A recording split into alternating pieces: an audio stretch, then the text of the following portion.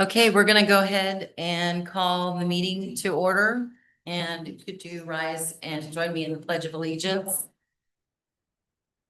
I pledge Allegiance to the flag of the United States of America, to the republic which it stands, one nation, under God, indivisible, with liberty and justice for all.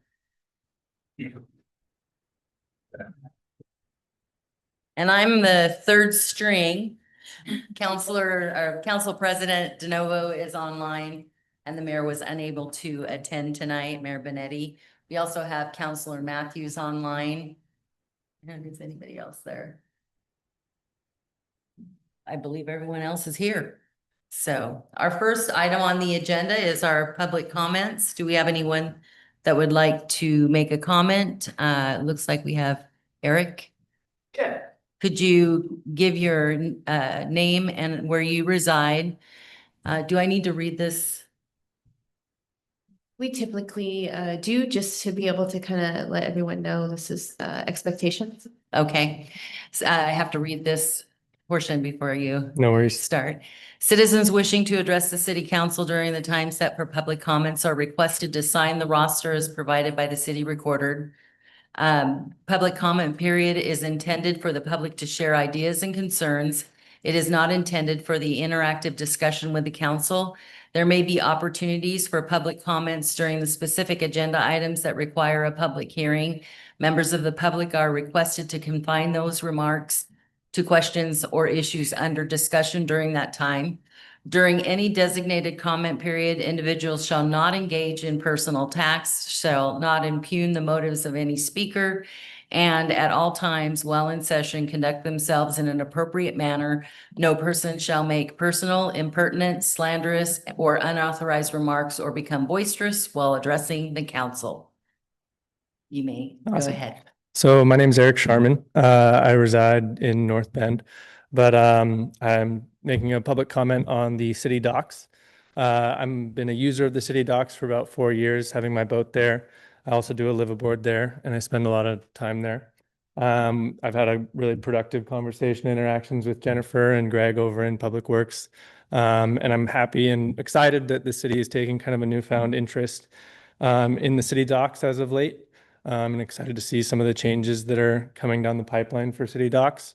And then I just kind of wanted to comment, and this is something that we spoke on in our meeting, and I think is hopefully going to be readdressed in tonight's meeting.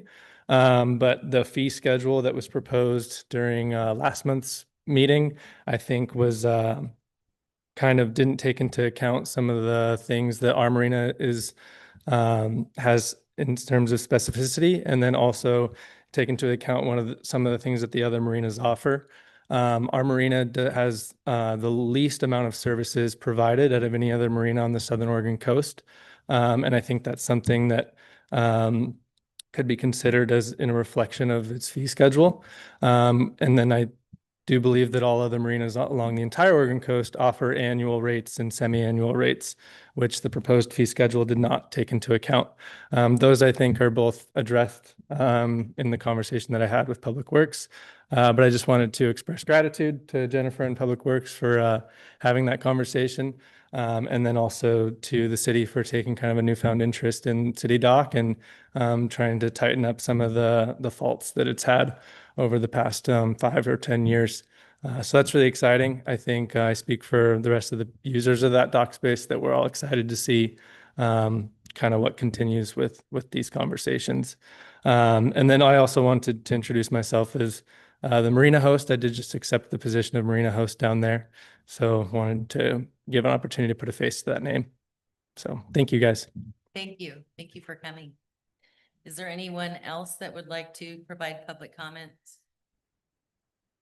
All right, then we'll move on to, oh, that's right. I'm sorry. We do have a public comment that was asked to be read into the record from someone that provided that via the website. And so our city manager, or Christine, will read that into the record. This public comment is from Carla Cadell at 1260 Anderson Avenue, Coos Bay, Oregon. She would like to, the comment, personally, I find it upsetting that you celebrate a local hero whose only quality was that he could run fast, while staying perfectly mum about the despicable and senseless murder of a true American hero, Charlie Kirk. I understand that the Prefontaine events are money-making machine for this town, but it's sad that this town celebrates all kinds of things like Hispanic heritage and whatever woke nonsense, but could have so easily at least have made a half-hearted statement of regret about a deplorable murder. Please remember, the majority of your citizens are conservative if you like it or not. Your job is to represent us, not to ignore us. All right, right into the record. Any further public comment? Okay, then we will move to our first agenda item, which is, our action items are approval of Indigenous Peoples' Day proclamation. And, excuse me, I guess I better turn that on. Indigenous Peoples' Day and Julie Seastrom with the Confederated Tribes of the Coos, Lower Umpqua, and Siuslaw Indians on her tribal on the tribal council will read that in for us. Please come up to the podium and then everyone online can hear as well. Whereas the city of Coos Bay recognizes the indigenous peoples of the lands that would later become known as the Americas have lived on these lands since time immemorial. And whereas the city honors the fact that the city of Coos Bay is built upon the traditional homelands of the Coquille Indian tribe, the Confederated Tribes of the Coos, Lower Umpqua, and Siuslaw Indians, and the Confederated Tribes of the Siletz Indians, and recognizes the inherent sovereignty of the 9 federally recognized tribal nations in the state of Oregon and all indigenous peoples everywhere. And whereas the city values the many contributions made to our community through indigenous peoples' knowledge, labor, technology, science, philosophy, arts, and the deep cultural contribution that has substantially shaped the character of the city of Coos Bay. And whereas Indigenous Peoples' Day was first proposed in 1977 by a declaration of Native Nations to the United Nations sponsored International Conference on Discrimination Against Indigenous Populations in the Americas. And whereas the city is committed to protecting and advocating for justice, human rights, and the dignity of all people who live and work in Coos Bay, and vows to uphold the United Nations Declarations on the Rights of Indigenous Peoples. The declaration is endorsed by the United States on December 16, 2010. And whereas the declaration recognizes the right of indigenous peoples to the dignity and diversity of their culture, tradition, history, and aspirations, which shall appropriately reflected in their education and public information, and places an obligation in states to take effective measures in consultation and cooperation with the indigenous peoples concerned to combat prejudice and eliminate discrimination, and to promote tolerance, understanding, and good relations among indigenous peoples and all other segments of society. Now therefore, I, Stephanie Kilmer, City Councilor, Coos Bay, do hereby proclaim October 13th, 2025 as Indigenous People Day, and ask that all citizens of Coos Bay to utilize this day as an opportunity to reflect the ongoing struggles of Indigenous people of this land, to celebrate the thriving cultures and values of Indigenous peoples of our region. I make a motion, we approve the Indigenous Peoples' Day proclamation. Second.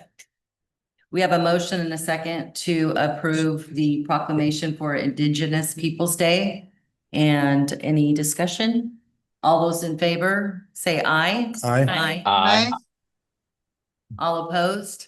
Motion carries. Thank you so much for being here. Thank you. Our next item is approve the proclamation designating October 2025 as Domestic Violence Awareness Month. And here to read our proclamation is Executive Director of the SAFE Project, Rachel Espy.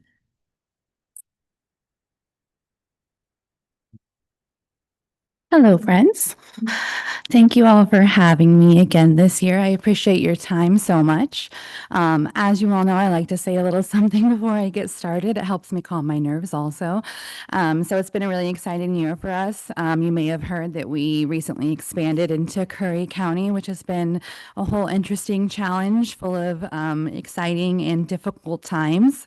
But we are excited to share that we did recently open our third emergency shelter down in Gold Beach. So we're excited to be serving a larger area on the southern Oregon coast. At the end of 2024, we were able to start providing services directly to Curry County survivors. So our total services in Coos and Curry for 2024, we served over 900 survivors directly. We sheltered over 137 adults and 71 children. We provided over 3,700 shelter bed nights and over 11,000 meals to those survivors in our shelter.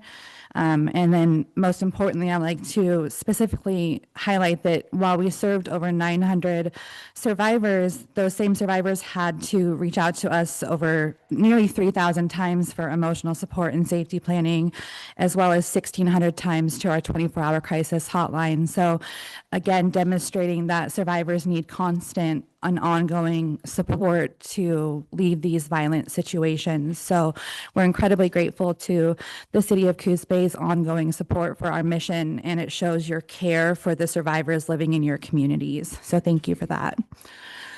And now on to the proclamation. Whereas in just one day across the U.S. and its territories, nearly 75,000 victims of domestic violence sought services from the domestic violence programs and shelters.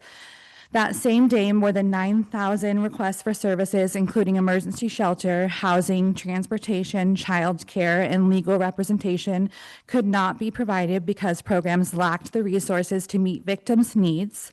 Whereas the impact of domestic violence is wide-ranging, directly affecting individuals and society as a whole, here in the community, throughout the United States and the world.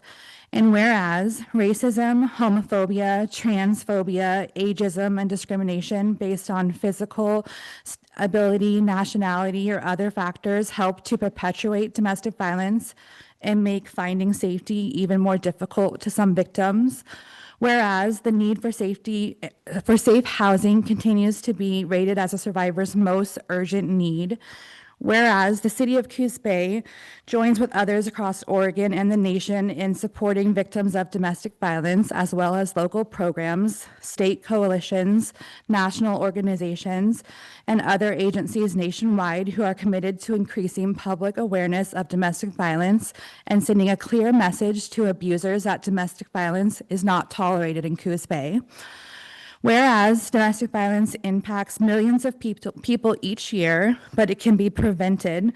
Preventing domestic violence requires the collective voice and the power of individuals, families, institutions, and systems, each whose one thing they can do to end domestic violence or support victims adds a valuable and powerful component to transforming communities.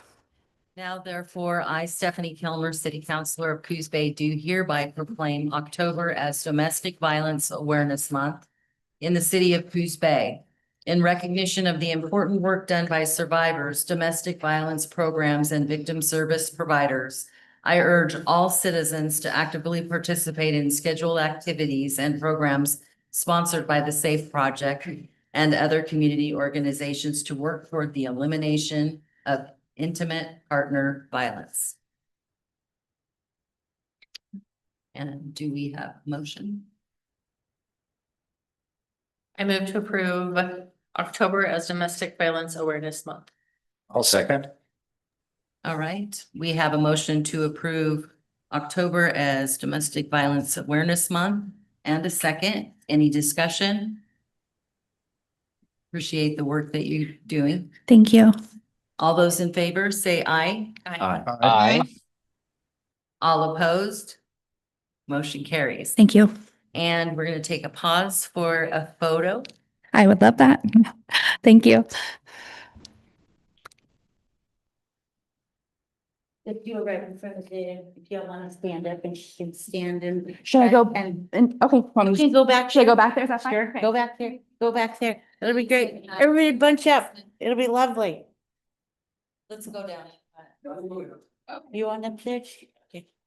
Chief, can you join us as well? Nice, right, you.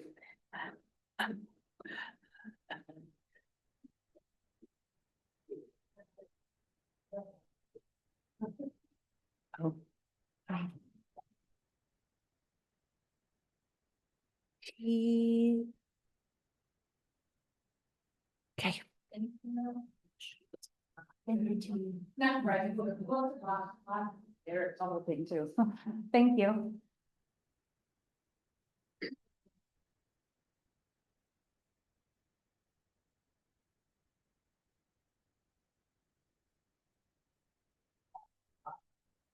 And our next item on the agenda is approval of the Filipino American History Month proclamation. And here to read the proclamation is Helen Coughlin, and she is with the Oregon Coast Filipino American Association. Boy, I blew that. Thank you, Councilor Kilmer. We appreciate the councilors and Mayor Benetti and the city of Coos Bay for inviting us to remember the Filipino American community in Coos Bay and North Bend. I have a little background information. This year, the theme for the proclamation is from quotas to communities. Filipino American migration and movement. Commemorating the 90th anniversary of the 1935 Filipino Repatriation Act and the 60th anniversary of the 1965 Immigration and Naturalization Act. In 1935, the U.S. Congress passed the Filipino Repatriation Act, offering free one-way transportation for Filipinos in the U.S. to return to the Philippines, but only if they agreed to never return. At the time, the Philippines was a U.S. Commonwealth, and just like Puerto Rico now is still a Commonwealth.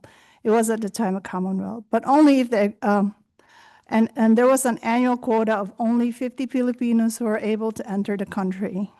Filipinos were considered aliens who could not become citizens, and therefore could not vote, own property, or have the same right as other Americans. While the law was sugar-coated as an opportunity for Filipino nationals to return to the Philippines, the intentions behind the law were rooted in anti-Asian sentiment and Asian exclusion, in that it aimed to decrease the population of Filipino nationals living in the United States. Only 2,190 Filipinos out of estimated 100,000 at the time took the offer and migrated back to the Philippines, making the act one of the most failed xenophobic immigration laws in American history. 30 years later, U.S. Congress passed the 1965 Immigration and Naturalization Act, which became the first federal immigration law to eliminate national origin quotas that had favored Europeans, while barring or limiting Asians from entering the country. Also known as the Hart-Celler Act, this landmark legislation opened the doors for thousands of Filipino immigrants to migrate, while allowing for families to reunite and to establish multi-generational communities across the country. Nurses, engineers, physicians, domestic workers, teachers, and others sought opportunities and made the U.S. their home, bringing with them a rich legacy of resilience, labor, and cultural heritage.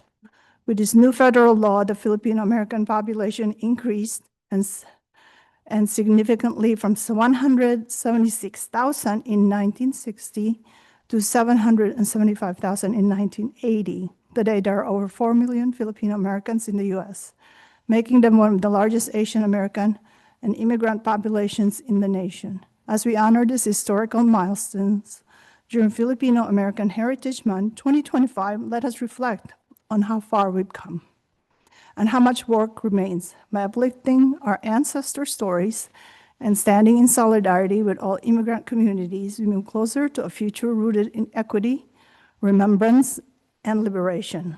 Let this month be both a celebration and a call to action. And for the proclamation,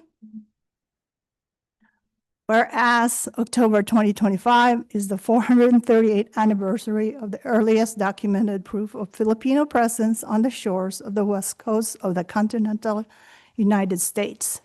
And this, whereas the citizens of Oregon should be informed of the positive impact Filipino Americans have had on our communities. And whereas in Oregon, thousands of Filipino Americans have made contributions to the fields of teaching, business, government service, agriculture, ministry, medicine, and other sciences, humanities, and the United States Armed Forces.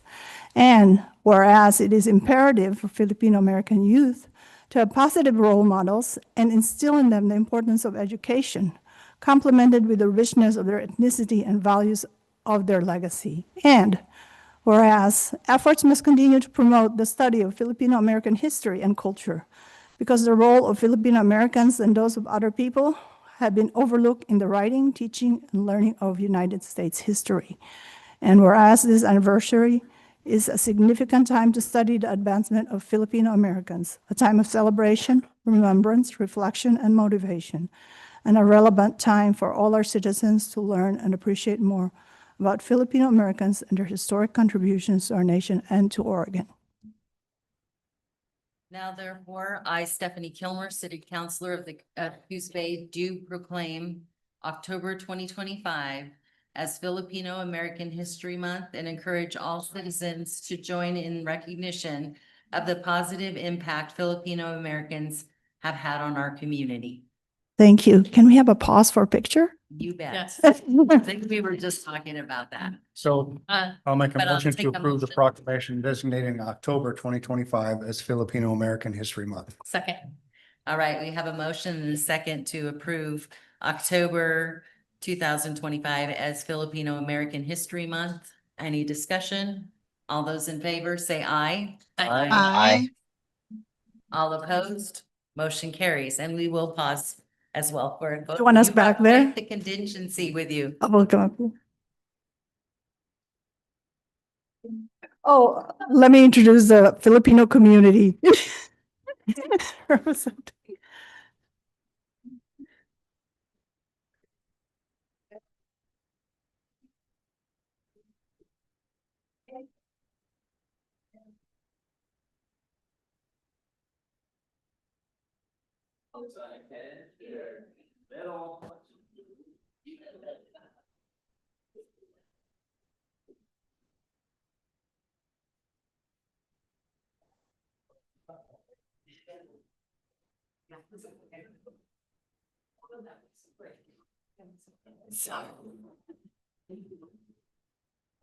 One out though.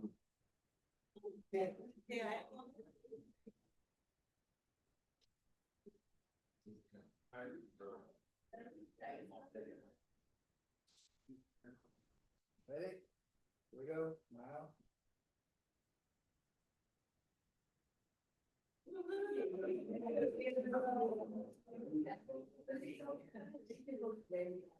Oh, no, we got it, but thank you.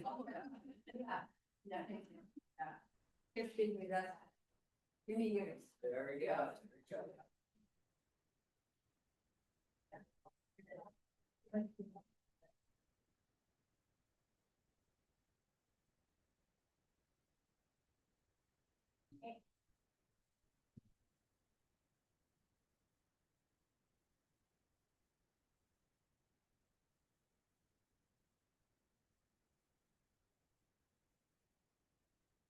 And our next item on the agenda is the approval of Fire Prevention Month and a proclamation. And here to read the proclamation is Battalion Chief Justin Barron.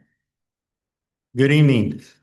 October is recognized as Fire Prevention Month, with Fire Prevention Week observed this year from October 5th through the 11th. The National Fire Protection Association has led this campaign since 1922. This year's theme, Charge into Fire Safety, Lithium-ion Batteries in Your Home, focuses on educating the public about the safe use, charging, and disposal of rechargeable batteries. These batteries are increasingly common in our daily lives and have become a growing cause of residential structure fires. The observance began in commemoration of the Great Chicago Fire of 1871, which claimed more than 250 lives, destroyed over 17,000 structures, and left 100,000 residents homeless. The Great Chicago Fire, along with several other historic fires, led to major changes in building codes, workplace safety laws, and fire prevention standards across the country. Education remains the cornerstone of fire prevention, teaching citizens not only about building safety and alarms, but also about modern hazards such as lithium-ion batteries. The City of Coos Bay, through Coos Bay Fire and Rescue, recognizes Fire Prevention Month as an opportunity to reflect on the history of fire safety, honor those lost to preventable tragedies, and continue advancing public fire education. Locally, the department will focus on outreach that combines the national campaign with broader community safety messaging. Throughout the month, Coos Bay Fire and Rescue will be visiting elementary schools, engaging with local businesses, sharing fire safety messages on our social media platforms and in the city's Friday updates, and hosting our fire department open house tomorrow from 5 to 7 p.m. Here to read the National Fire Prevention Month proclamation is Code Inspector Amy Linder and Fire Dog CJ. CJ says, "Good evening, Council. He's a little sleepy this evening. He has visited almost 100 first graders this morning. Lots of little hands. It was wonderful. All right. Whereas October is recognized as Fire Prevention Month, with Fire Prevention Week observed this year from October 5th through 11th, continuing a tradition that began in 1922 as the longest running public health observance in the United States. And whereas the observance traces back to the Great Chicago Fire of 1871, which claimed more than 250 lives and destroyed over 17,000 structures, as well as other tragedies, such as the Triangle Shirtwaist Factory Fire of 1911 and the Coconut Grove Nightclub Fire of 1942, which drove major advances in fire codes and prevention practices. And whereas these events led to stronger building standards, requirements for sprinklers and alarms, and ongoing focus on fire prevention as the most effective way to protect lives and property. And whereas the 2025 national theme, Charge into Fire Safety, Lithium-Ion Batteries in Your Home, highlights the growing risks associated with rechargeable batteries and the importance of safe use, charging, and disposal.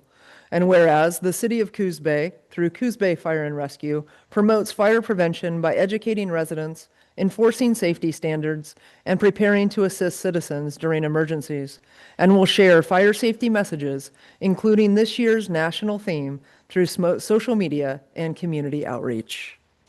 Now therefore, I, Stephanie Kilmer, City Councilor of Coos Bay, do hereby proclaim October as Fire Prevention Month in the City of Coos Bay and call upon all residents to observe this month by practicing fire safety, preventing hazards, and supporting the efforts of our firefighters in protecting lives and property. And I would entertain a motion. I'll make a motion to approve the Fire Prevention Month proclamation. I'll second. All right, we have a motion and a second to approve the Fire Prevention Month proclamation. Any discussion? I just want to make a comment that tonight, as we think about these things, we remember that it does not only affect lives and homes and our citizens, but also other departments, and appreciate the work of our fire department in assisting the Hauser Fire Department in their devastating fire that they had at their community. All right, all those in favor, say aye. Aye. All those opposed? Motion carries. Thank you for being here. Buddy. Thank you.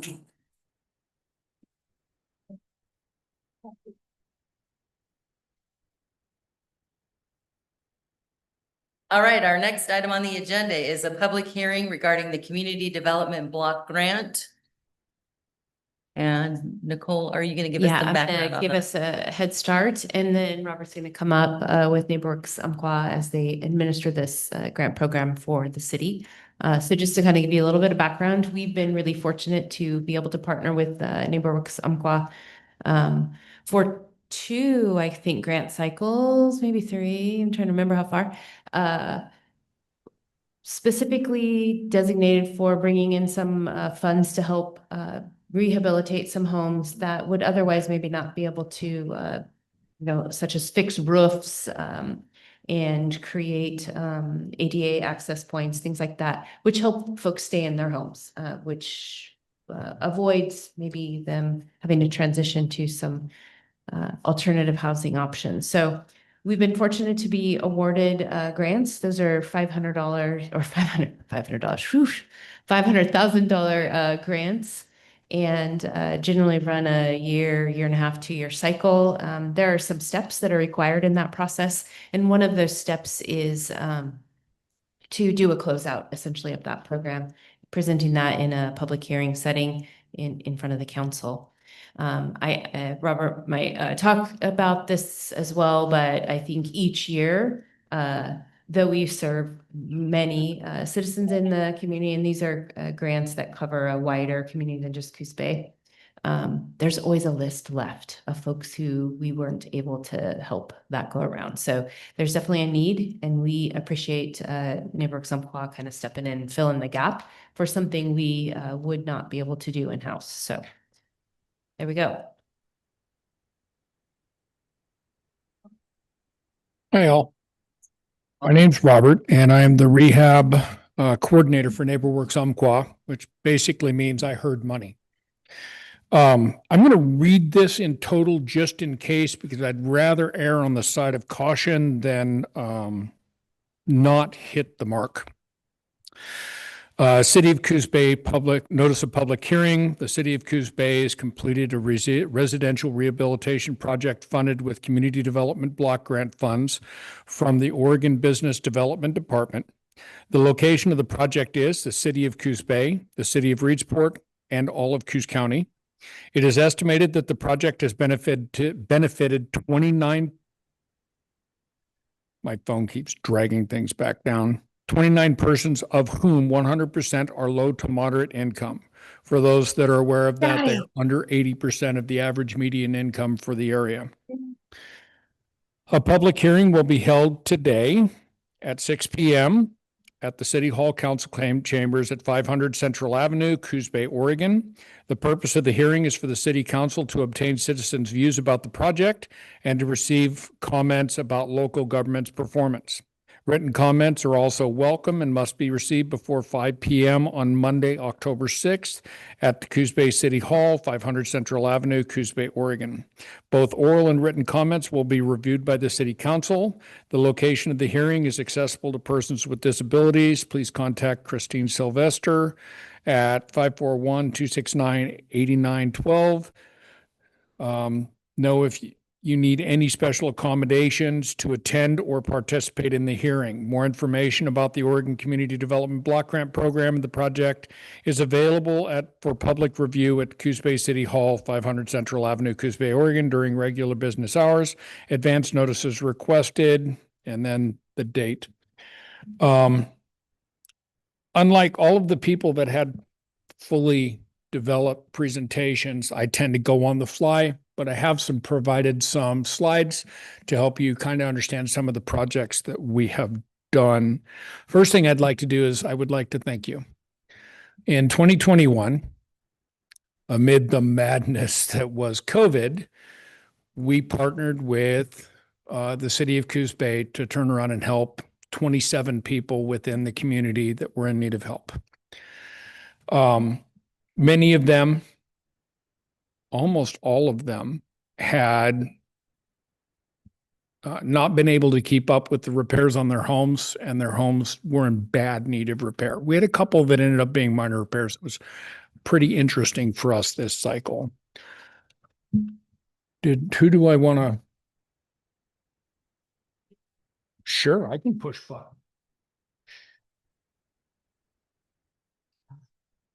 Can the lights be lowered to see them?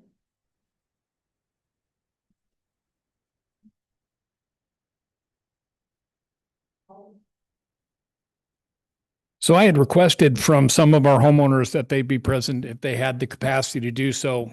As you're aware that none of them were able to be here, but I wanted to acknowledge some other people that might or that were affected in these projects. We were very lucky in this cycle.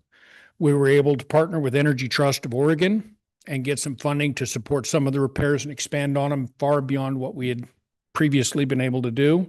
We also received the Healthy Homes Grant. We also are the representative for the Oregon Department of Energy's Community Heat Pump Deployment Program. And some of those projects ended up incorporating with ours. So instead of averaging 15,000 per, we actually averaged closer to 20,000 per project.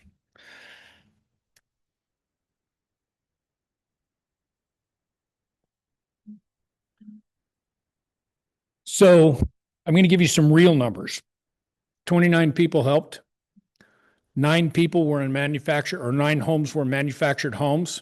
15 of those helped were inside the city limits of Coos Bay, 4 in North Bend, 2 in Reedsport, 2 in Coquille, 1 in Myrtle Point, 1 in Lakeside, and 4 were in rural Coos County. 16 of our homeowners were over the age of 60 years old. 6 of them were veterans.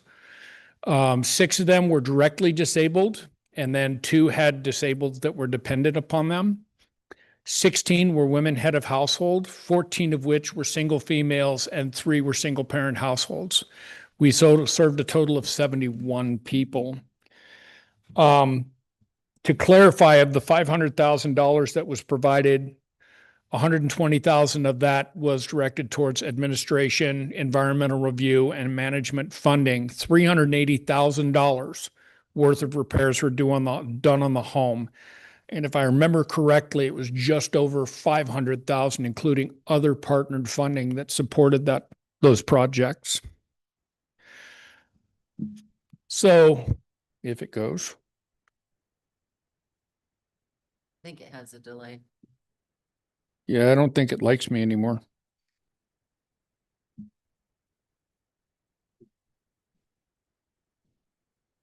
Go to the next one. So as you can see, we run across some very interesting projects. The whole floor area that was in front of that toilet was completely rotted out to where you could actually see the ground underneath it. This was a project that was in Coquille that ended up going upwards of $18,000. The reason it ended up going so far is that that floor was rotted all the way to the wall and all the way to the end of the bedroom that's in the room next to it. It's one of those examples where we find that the projects far exceed what we had expected when we started. It also makes my life very interesting. Next slide. This is a homeowner inside of North Bend, Oregon. It also highlights some of the challenges. We provided them a roof, and the Oregon Department of Energy, NETO, provided them a heat pump. This lady has served in this area, worked at Head Start for many, many years, is fully retired and disabled in a wheelchair, trying to take care of her family whose situation financially changed during COVID and has not recovered. Next slide. So this was a fun project. In the upper right picture, you see water on the floor because that whole system for that doorway had failed.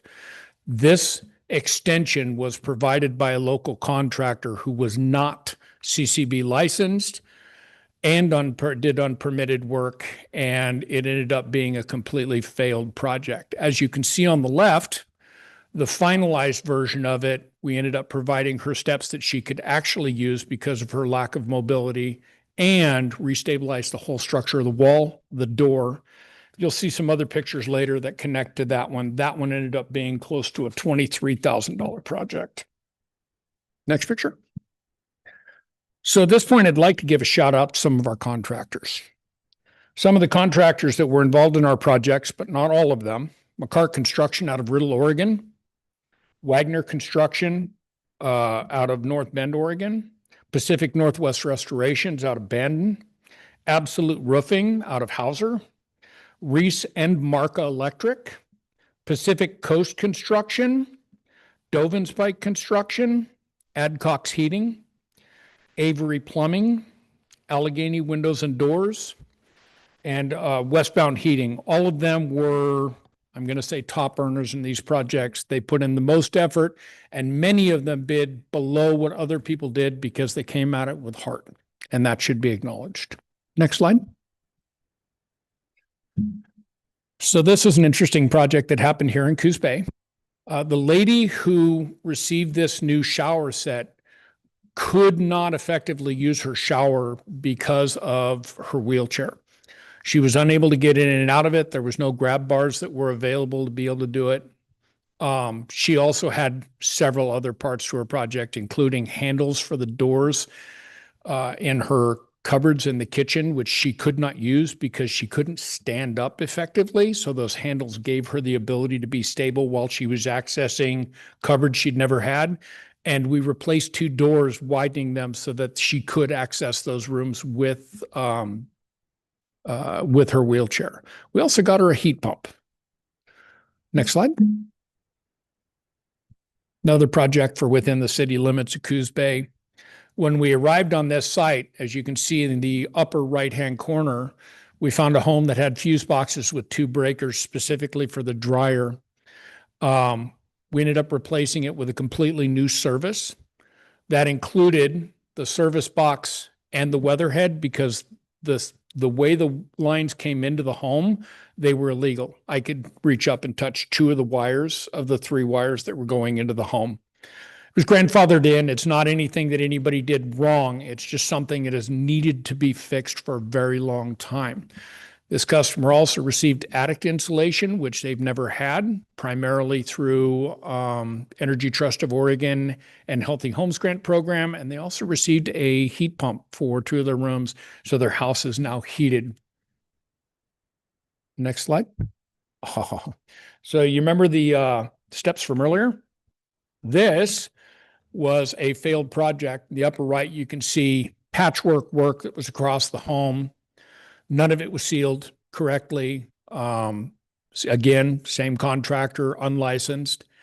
We ended up having to go in, replace both of those walls, replace the door, the sill plate, which is the piece that all of the studs sit on.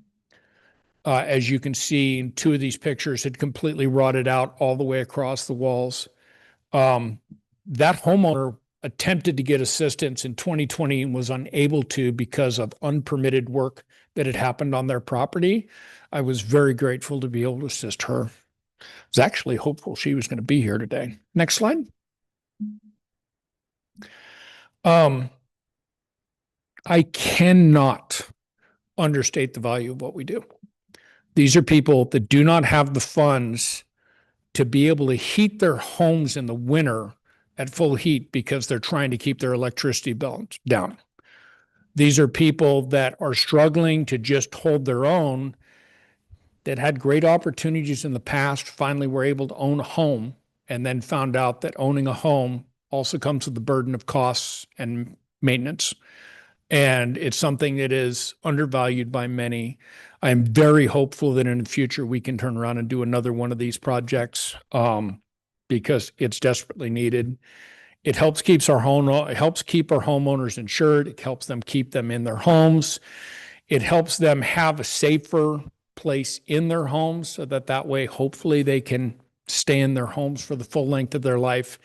And it also turns around and supports everybody around it, because as their homes look better, the values of their property increase. Next slide, or I should say last slide. I provided a picture of our team. Sadly, it is missing our director, Alex Alonso. Great shout out there. He now is the director of climate resilience within the organization. You can see me in the back. The other 3 people that are in that slide is Scott Damshin, Melanie Jackson, and Steve Hegela. And we love what we do. We're passionate about it. We hope we can do it again. Well, thank you very much for the update. I think that's an incredible program that has definitely made an impact. Do any of the counselors have any questions before I open the public hearing? I'd like to read something before I give up. This is a message from the lady who I mentioned earlier had the roof and the heat pump. She was unable to show up today because of medical concerns. Dear Robert, Alex, Melanie, Debbie, and the Neighbor Works Umpqua program. I'm writing you today as I am still in awe of a beautiful roof in which I am blessed with through this program. My husband and I bought our home in 2003, both of us working full time. Our first priority was putting on a new roof, but as God willed, he passed with cancer. 9 years later, I was injured and now disabled. My need for a roof was shattered. This program brought hope. It has to remain, as I'm sure there are others out there that are in need of this kind of hope. Forever grateful, Debbie Mangine. I brought copies for you guys if you'd like them. Perfect. And thank you to the team and all of the contractors who worked, as you said, with heart, came with heart to make this happen for folks. Truly have a lot of incredible people in our community. Any other comments from the council? Then I will go ahead and open the public hearing so that we can accept the CDBG program as complete. Any comments from the public? Then I will close the public hearing and accept a motion to complete the CDBG program. I'll make a motion that we accept the CDBG program as complete. Do I have a second? Second. All right, we have a motion and a second. Any discussion? All those in favor say aye. Aye. Aye. All opposed? Motion carries. Thank you for your work. And our next item is consideration to adopt resolution 25-34, amending the city's fee schedule. I can take that one if you'd like. Jennifer? Okay. On September 2nd, council approved changes to transient, short-term, and long-term mortgage fees for the city's downtown marina. Staff sent out notices to all vessel owners who have current mortgage agreements with the city, notifying them of the changes.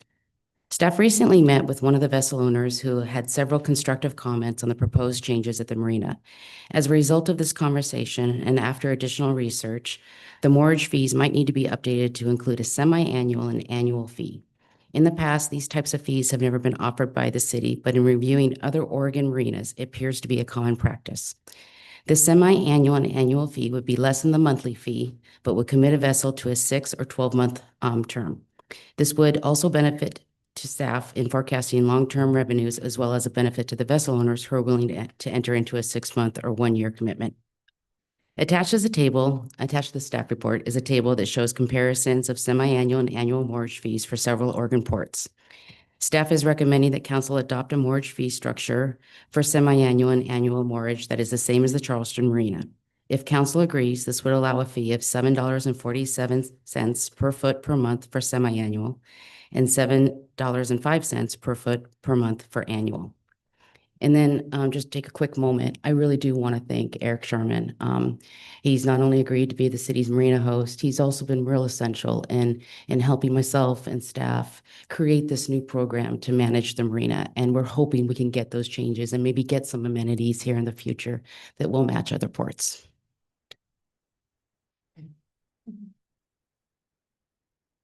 Thank you, and thank you for your comments earlier. All right, so our action item would be to adopt resolution 25-34 that updates the fee schedule to allow for semi-annual and annual mortgage rates. I move to adopt resolution 25-34, adopting the fee schedule to allow for semi-annual and annual mortgage rates at the city marina. Second.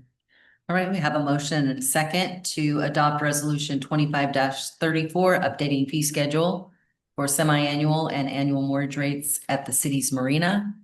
Any discussion? All those in Yeah, could favor? Oh, I'm sorry. Go ahead, Counselor Matt. I just wanted to take a second to acknowledge Mr. Sharman's comments, his public comment, and also to say that I had a great conversation with him directly with some of the concerns, and I'm really glad that we have somebody proactive in this role, that he accepted the role as harbor master, and I think this is going to be a really good thing for our harbor, and I appreciate staff really listening to the people who are utilizing this resource. So good job all around. All right. That's it. I just wanted to echo that. I think that that's what we really like to see is the public-private partnership where we have the discussions, and that's how it works out best for everybody. And that the fee schedule seems completely reasonable to me. So thanks for working that out. Any other comments from the council? All right, all those in favor of adopting resolution 25-34, amending city's fee schedule for our marina, vote by saying aye. Aye. Aye. All those opposed? Motion carries. And Jennifer, would you provide us background on consideration to reduce the speed limit along Highway 101 between Fir Avenue and the Coos Bay North Bend City? I sure can. So in June, at the request of City Council, staff submitted a speed zone investigation request to the Oregon Department of Transportation. The request study area was Bayshore Drive from Fir Avenue to the city limits in both the north and southbound directions. This section is currently posted at 45 miles per hour. ODOT's traffic speed zone engineer recommended broadening the study to include a portion of Highway 101 within the city of North Bend, noting that the roadway characteristics and roadside contexts are consistent both across both jurisdictions. The city of North Bend concurred, and the investigation limits were expanded. The city received the completed report on September 16th, and it's attached with the staff report. ODOT's investigation recommends a reduction in the posted speed from 45 miles per hour to be reduced to 40 miles per hour. If council concurs with ODOT's findings, staff will provide formal concurrence to ODOT. If council does not concur, the matter may be referred to the Speed Zone Review Panel for consideration. In that case, the existing 45 miles per hour limit would remain in effect until the panel renders a decision. I also spoke with North Bend staff, and they plan on bringing this agenda item to their council next week.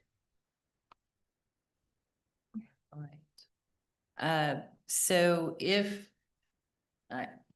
they don't concur with ODOT's findings, what happens? If either city doesn't concur, then it will go before that review panel, and the speed limit will stay at 45 miles per hour until a decision is made by the panel.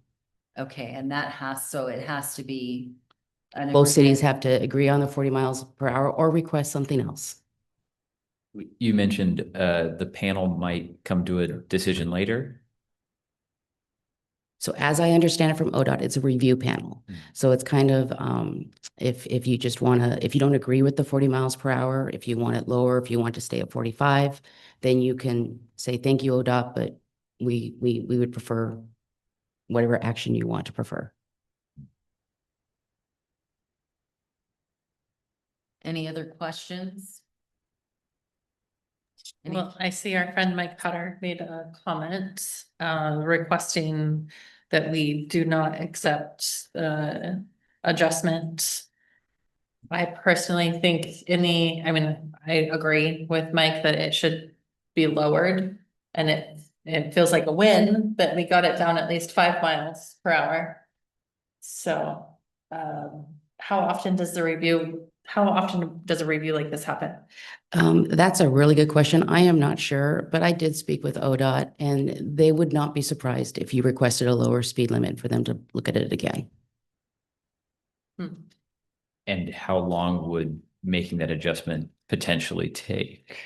Well, for government, it took, we requested this in June, we got it back September 16th, so a few months. Okay.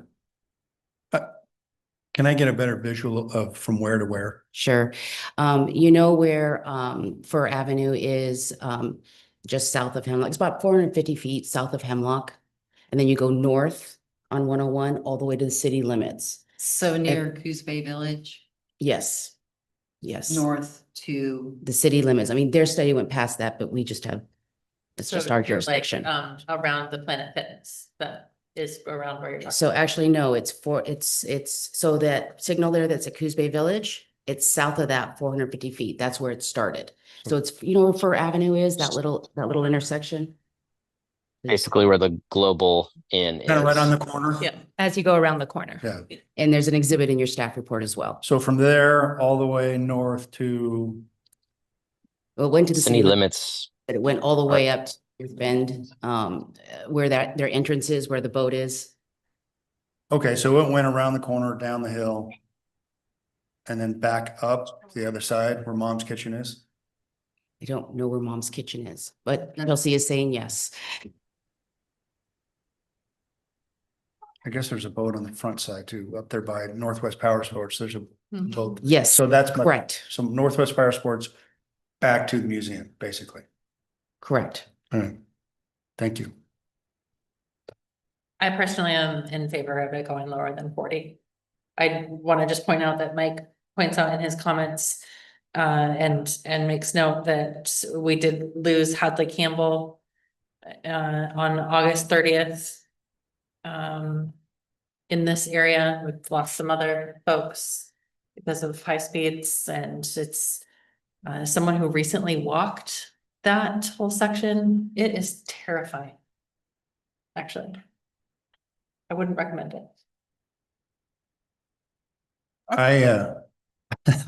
I'm laughing because I know I'm going to be the devil. I think it should stay where it is. It's a 4-lane highway. It's meant for cars. It's paid for by cars and vehicle use. That's what its purpose is. I cannot condone the loss of any life, and that is tragic in any form. But that being said, that's my personal opinion. I will support however the majority of the council goes. Follow that. do we have any comments online? I'll I jump guess in. Go ahead, Oh, Karen. sorry. I concur that it needs to be reduced, and the recommendation from ODOT is, I'm not going to say absolutely satisfactory to me, but I think it gets to the point that it is needing to be lowered. And I believe 40 through a business enterprise zone does make sense, even if it is a 4-lane highway, mostly because there's a lot of cross traffic that needs to traverse those 4 lanes of highway. It's not just a 4-lane straight stretch that has no attractions on either side. In addition to the safety hazards, I think it would benefit the businesses along 101 to have safe travel for their patrons across that 4-lane highway. And I think 40 miles an hour is absolutely within a reasonable reduction. That being said, I do think that it could go lower. 35 doesn't seem obtuse to me, but if 40 is where the recommendation is, I can understand that. Those are my comments. Council? Thanks, Stephanie. My only comment would be maybe this can be a phased approach, and if we accept the 40 and then we immediately consider going to 35, I think for the citizens of the community traversing that area, going from a 45 to a 40 is going to be an adjustment. And if ultimately this ends up at 35, I think it'll probably be better received. And it sounds like, Jennifer, correct me if I'm wrong, we put this request in June, and you've brought this to council in October. So we can expect it would take a minimum of about 2.5 months. Correct. Okay, thank you. Those are my comments.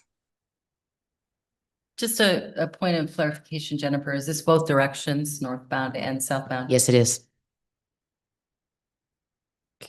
Can I just get clarity there? So my understanding is this isn't kind of an if and. It's if you decide that you agree with, and Jennifer, please correct me if I'm wrong. If you decide the 40 is acceptable and that's where you want to land, that is the decision that ODOT will land with. There isn't a next steps, then I don't believe we can bring that then forward to the review committee in the same process to ask for a further reduction. That's how I understand it. If you do want to lower speed, then we just basically have to appeal their study and we have to go through their panel. Then we have to go through the process and it stays 45 miles per hour until that's complete. So there would have to be a restarting of the process kind of either way, right? If You can't step it down. Yeah. Without starting a new process. yeah, okay. If I recall correctly, going on the way back machine, that was 40 miles an hour there, through there, when the mill was operating on the other side of the road. I like Counselor Cribbins. I agree with Counselor Cribbins. But 40 seemed much more reasonable than going to 35. Not, not to cut my nose off to spite my own face, but today's vote, yay. And if North Bend votes yay, it goes to 40. And then there's nothing stopping us as an organization from reapplying again and saying, we'd like it to go lower. We could start the whole process over, right? I guess there's nothing stopping us, but there's no guarantee that ODOT's going to do it since they just did it. Right. But there was no guarantee they were going to do this too. I mean, we could keep pushing, which is how we got to this point in the first place. Sure.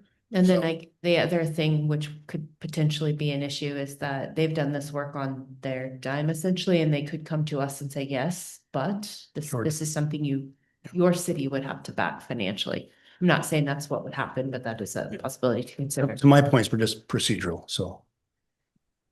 Nicole, do we have any idea? Oh, sorry, Councilor. ahead. Hillman. My question is, do we have any idea of the cost of this study if we did end up pursuing this, one? And two, do we have any sense of what North Bend is going to do? Because if, for instance, we say, no, we're not accepting this, and North Bend says, yes, we are accepting this, then what happens? Yeah. Guys. Those are both really great questions. I'm not sure, a traffic impact analysis would be that whole study area, and there'd be some shared costs there, I'm assuming, if we were to walk that path. I don't know if we have a feeling for where North Bend is going to land on this. Well, I spoke with their public works director, and while he can't predict what their council is going to say, he doesn't feel that there will be any opposition to reducing this speed limit. So. And just a general ballpark of what we've seen are costs for traffic analysis, what those been, obviously a smaller scope because they're usually site specific, a change in an intersection or something like that. This might be a larger study and so extend what we would normally see for a traffic impact analysis. Yeah, it could be larger should ODOT want to put those the fee responsibility on us. They may take that in-house as well, but like you said, we don't know. Mm-hmm. I also want to make the point as well that ODOT has been very stringent in their activity when it comes to creating safe zones. And I tend to believe they actually have come back with a recommendation to reduce slightly. I think that's a big step for them because I know that we've had some conversations where there is a lot of foot traffic and vehicle traffic on 101 coming in through downtown. So I think the fact that they have made an adjustment, but they didn't go full blown, we're going to take it down to 25 miles an hour or 35 miles an hour, says something about their look at this and the process. And they have heard from a couple of people in this community pretty strongly. So I think it's worth making the point that this does say something about their study of this area. Again, I believe it was 40 years ago. There was a lot more people entering on both sides of the highway. I think that, you know, my personal opinion is even coming here to council tonight is people tend to drive too fast, but it doesn't matter if you make it 25 or 40, people are still going to drive fast unless there's a consequence for those actions. And unfortunately, it resulted in a couple of bad situations, speeding through areas, but those are just my points. I want to make one last comment, just so I'm not the complete devil. What I would actually like to see is a dedicated bicycle and pedestrian throughway across that area. So we would just remove that from the issue, that the highway would be for the vehicles and the bike path and pedestrian path would be for those. Because I do think both of those bring value to our community. And if we could pull the rail line up, we could accomplish that, That'd Councillor be awesome. Cribbins. I love it. I want to echo that I believe the infrastructure for 101 needs to be amended to include pedestrian and bicycle amenities, and it is not very friendly to either of those right now. I walked on 101 in the focused section this week, and it was not pleasant.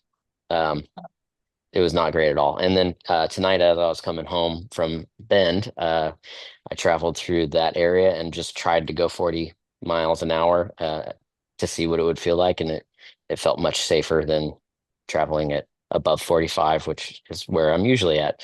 It didn't feel especially slow. It felt a little safer. And the flow of traffic, I think, would be minimally impacted if we dropped it to 5 miles per hour.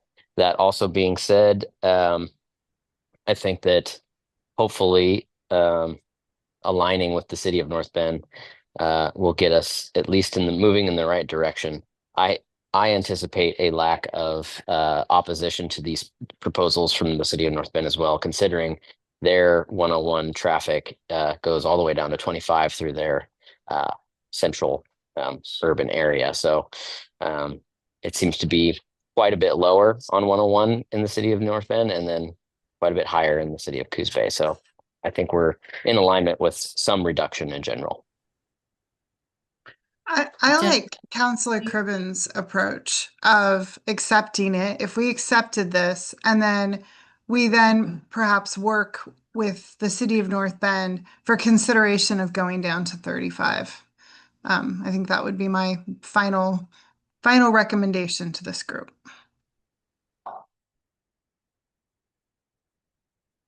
The areas that they studied, they look at the density on both sides of the highway.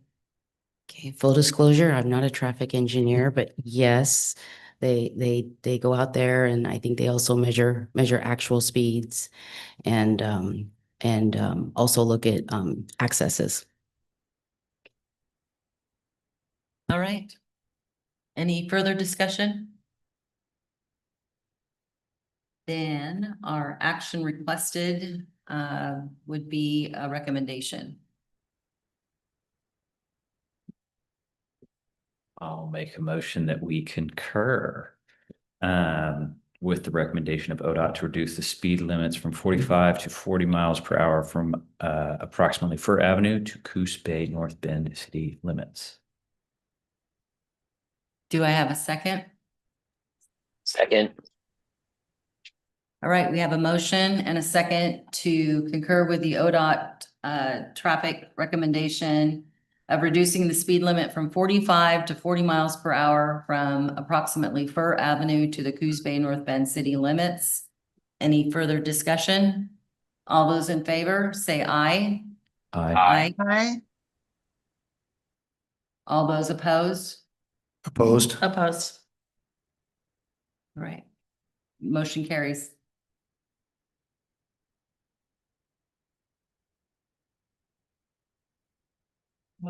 Reasons. There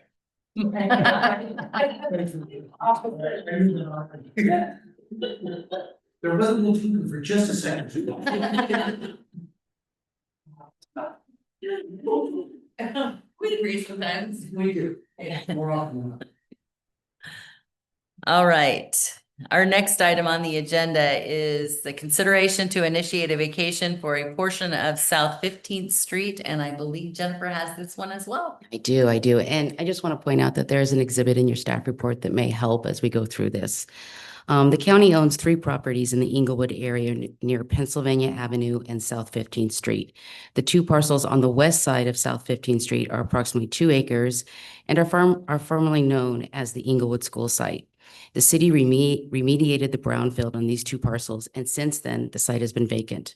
The 3rd property is on the east side of South 15th Street and is a 0.1 acre to undeveloped parcel. The county is in the process of transferring these properties to the developer who is proposing to construct 29 small to medium-sized homes. The developers would like to also utilize a portion of South 15th Street to create 2 more lots, which would increase the total number of homes to 31. In order to utilize the right-of-way, a vacation for the northern portion of South 15th Street must occur. The developers cannot request a vacation as they are not the current owners. If council is agreeable, the council can initiate a street vacation under Coos Bay Municipal Code Title 12.45. Initiating the vacation at this time, as opposed to waiting for the vacation request from the developer after the properties have transferred, has the potential to shorten the developer's timeframe and facilitate construction. If council initiates this vacation, affected properties will be notified and council will hold a public hearing at a future meeting.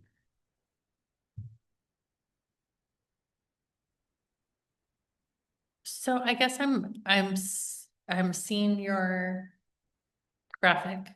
Okay. And I am. So I see on the street view that 15th Street stops. Correct. In a ways, so. I guess they're gonna figure out access. They're actually going to have 2 access. Right now, the proposed plan is to have 2 accesses into the site. One off of Pennsylvania and then one off the portion of South 15th that is not being vacated. Okay. So is the topography in that area not conducive to putting that street through, or is that not recommended? So if you look at the aerial, where it goes north past where the pavement is, it really does dive down there towards Illinois. There's not any utilities in there, at least storm or sewer. We will reach out to the other franchises and utilities, but we probably will not push that street through. We could drive really fast down that hill though, You right? could catch some air. Sorry, I'll both feet in, I guess. Is it 40 or 45? All right, any other questions? I move to initiate the process to begin a street vacation for South 15th Street from approximately 115 feet north of Pennsylvania Avenue to Illinois Avenue. I'll second. Second. All right, we have a motion and a second for the street vacation for South 15th Street from approximately 115 feet north of Pennsylvania Avenue to Illinois Avenue. Any further questions or discussion? This is the step in the process, correct? And the property owners surrounding the area will be notified. Correct. And then this will come before the council again? Correct. In the form of a public hearing. Okay, in the form of a public hearing. So just for clarification, any other comments? All those in favor? I just wanted to say that I think this is a great process in moving this project forward. So Second that comment. All right, all those in favor? Say Aye. Aye. Aye. All those opposed? The motion carries. And our last item on the agenda is consideration to approve improvements at Pump Station 12, and Jennifer also has this one. Okay, thank you. Just for context, Pump Station 12 is located across, it's on Ocean Boulevard, across from Cascade, near that Life Assisted Living Center. So the pump station conveys sanitary sewer that is gathered from 28th Street to Newmark Avenue on Ocean Boulevard via collection trunk over a mile long, as well as the activated sludge from treatment plant 2. The pump station was originally constructed in 1972 and upgraded in 1994. The current pump house is in a location that is prone to flooding from a large culvert that conveys stormwater underneath Ocean Boulevard. The current generator is an older, inefficient generator that does not have an automatic transfer switch, and the generator must be manually started and the power manually switched when there is a power outage. This only allows for a 30-minute response time during major storm events for city staff to be on site. During major storm events, city staff has multiple locations that require monitoring and hands-on operation. The city completed design in 2023 and procured a generator for Pump Station 12. The lead time on the new generator was anticipated to be a year, and it took just shy of a year, I think like 52 weeks. The new generator arrived in 2024. However, the project was placed on hold due to an additional unanticipated construction cost associated with Pump Station 6. Just to remind the council, Pump Station 6 was the pump station down by the DMV that we finished construction on, but the wet well had collapsed, and so that was unanticipated. So we had to expend dollars there. So all other projects were put on hold. The Pump Station 12 project had a cost estimate for installation, not including the price of the generator, of $200,000. The scope of work included removal of the old generator and installation of the new generator on a concrete pad, as well as installing new switchgear. This estimate was with a general contractor running the project. City staff felt that this project could be handled with the city acting as the general contractor and the project manager, thus providing a substantial cost savings to the city.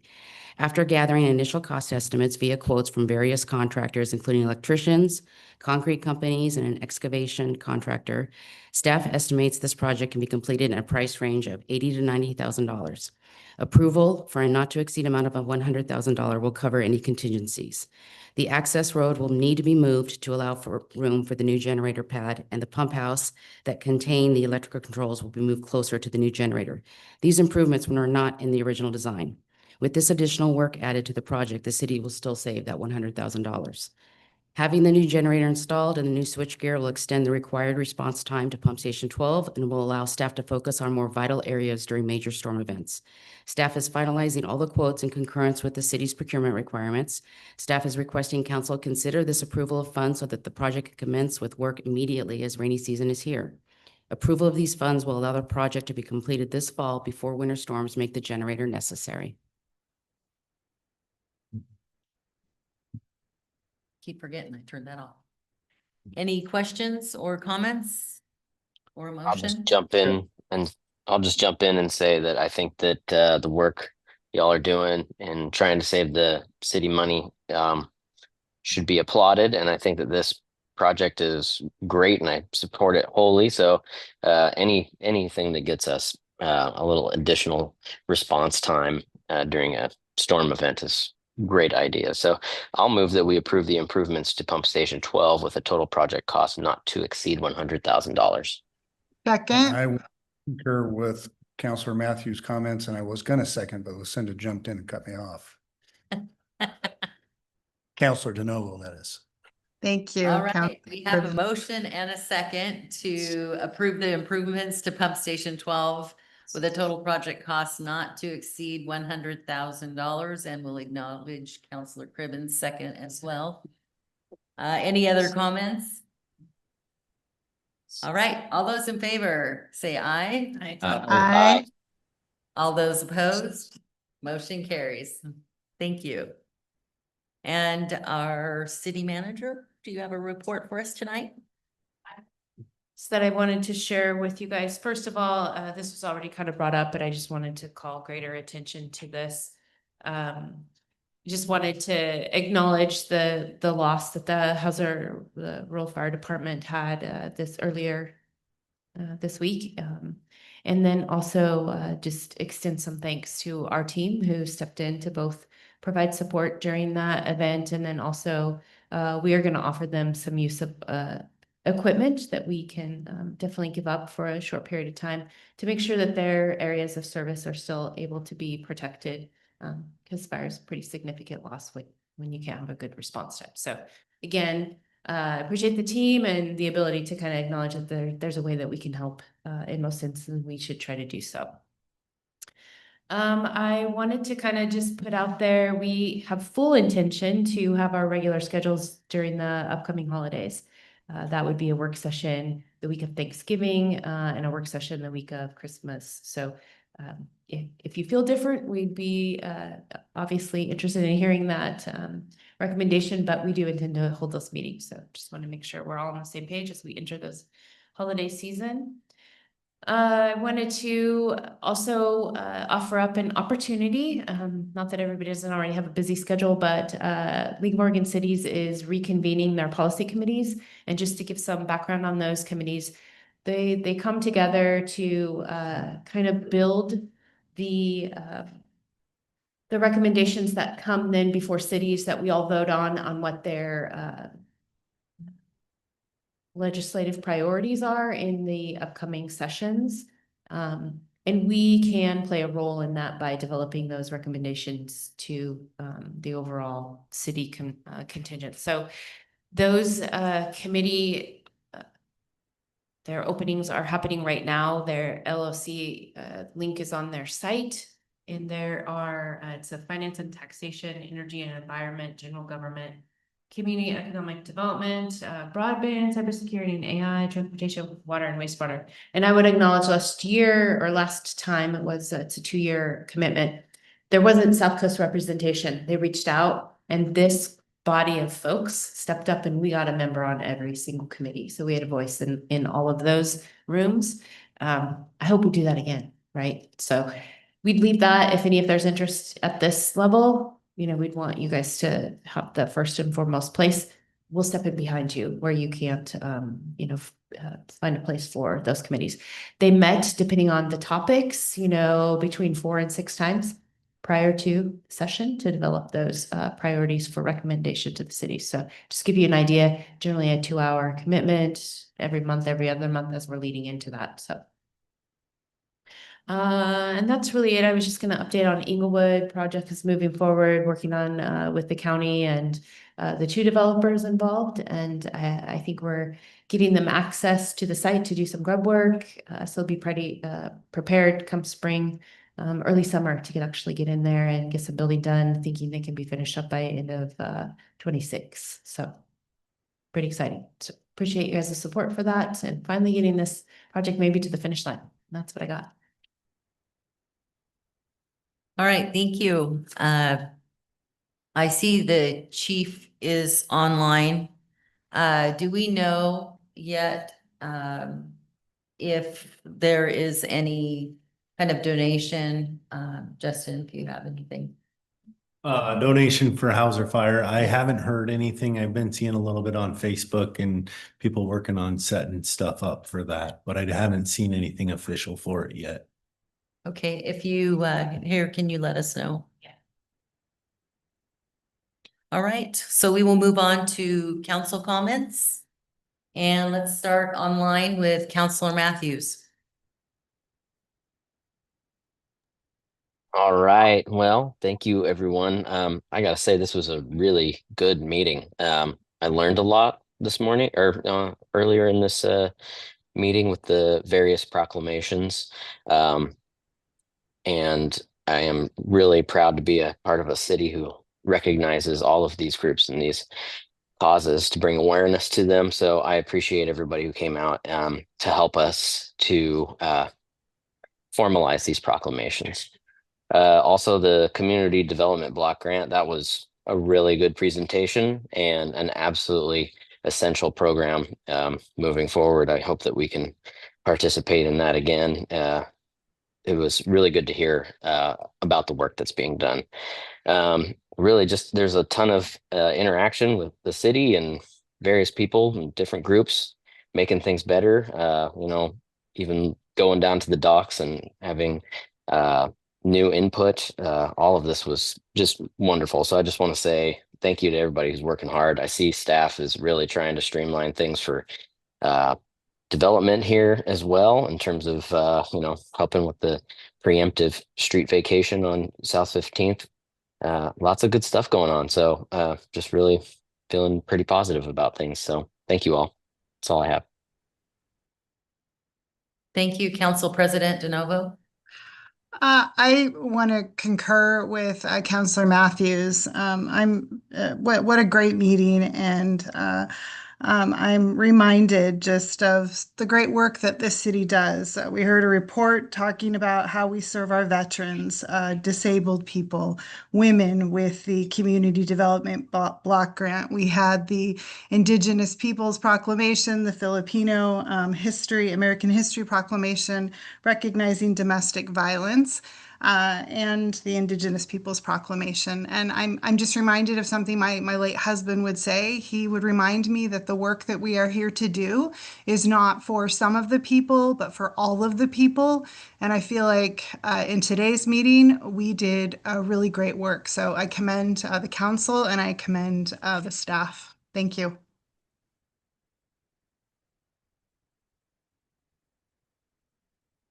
Carmen, Councilor Matthews, did you have another comment? Yeah, just real quickly. First of all, Councilor DeNovo's comments were spot on. I absolutely wholeheartedly support those. But in addition, there was a mention of schedules for moving forward with the work sessions in November and December. And I just wanted to key in that I would like to request personally that at least December's work session be maybe postponed or canceled. That would be my preference. Okay, thank you. Councilor Crivens. Councilor Matthews and Council President DeNovo already said everything there. So my comment to that is I concur with what they both said. What I wanted to speak about tonight was had the opportunity to participate in the League of Oregon Cities 100th conference in Portland this last week and weekend, and several other members of the council, Councilor Kilmer and Councilor Nigerbold and Mayor Benetti and City Manager Nicole were there. So it was a good team represented, and I think we all went to some different panels. The one panel that I really took the most out of was a panel on land use planning. And what I took out of that was at some point, whatever project we're going to be having in our community, when that application eventually gets filed, we have a quasi-judicial role in voting on that. So we really have to be careful about what we say and how we say it before that. Whether we're for or against any given project, we have to keep that to ourselves. We have to be careful about our ex parte contacts. And you guys who have been on the council longer, may be familiar with this. But I just took it as those processes already take longer than I think they should. And we risk compromising them by not realizing the role that we're in. And that I thought it was really good. And actually, Josh Soper put the class on. He's a former Coos County attorney and now works private practice for land use laws. It was a very good informative session. Those are my comments for tonight. Right. Councilor Stevens. I received a gift from our sister city, Choshi. The 4th grade class put the man who helped translate when I had my visit there 2 years ago, Okaida, is in charge of sister city relationships, and he did a workshop with some students, and those students agreed to send us some gifts. So I will pass them around. I'd love to take a picture to be able to show the students how much we appreciated their gift, and then maybe we can put them in our thing, our Choshi area.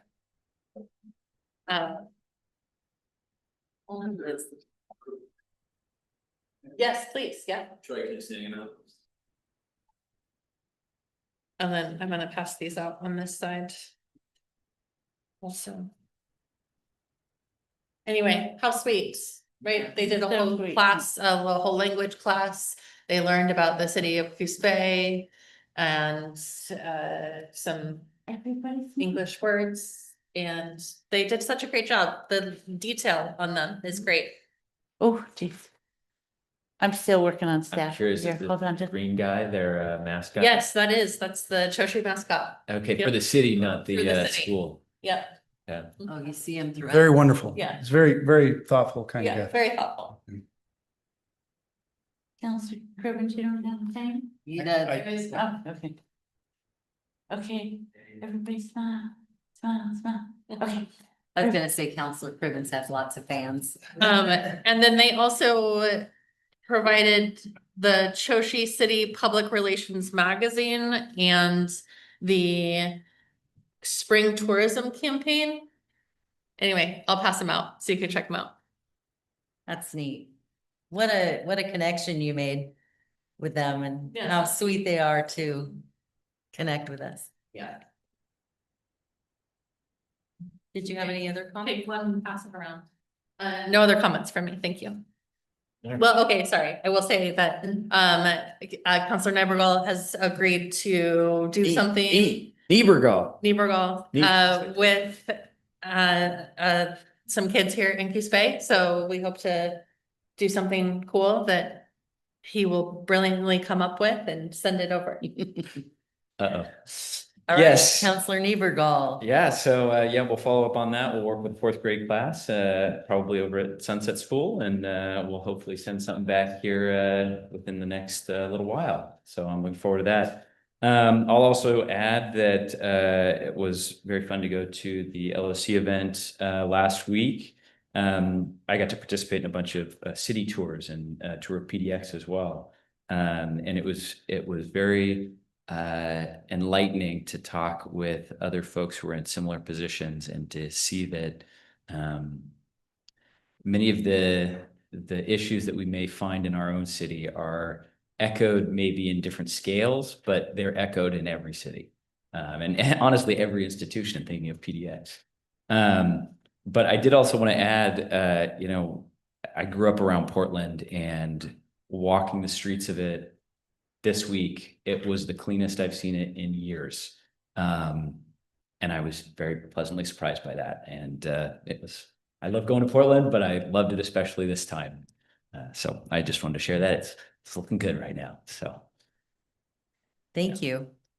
And I too attended the League of Oregon Cities, and again, you know, we talked about connections with our sister city, but also the connections that you make with other folks. And when you mention Coos Bay to people from across the state, they do have a lot of respect for our city and the work that we're doing here. But again, they face many challenges that we face, and I felt blessed that we have the staff that we do at the levels and the capacity of their knowledge to move this city forward. And I just want to say how much I appreciate you and your work that you do when you attend there. Well, Counselor Cribbins was in the riveting conversation about land policy.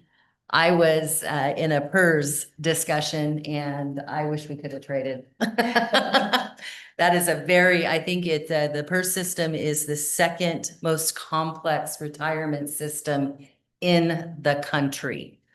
And I pride myself on having a little bit of knowledge about that, but it is crazy. And also had a comment from someone who said they love to come to Coos Bay for the food that they get in our restaurants, and how they utilize our farmers market to farm to table items from our farmers market. And I do want to mention that as a transition, that October is the final month of the Coos Bay Downtown Association's farmers market. So make sure you stop in and get some fresh produce and visit with our vendors and tell them how much we appreciate them coming into our community.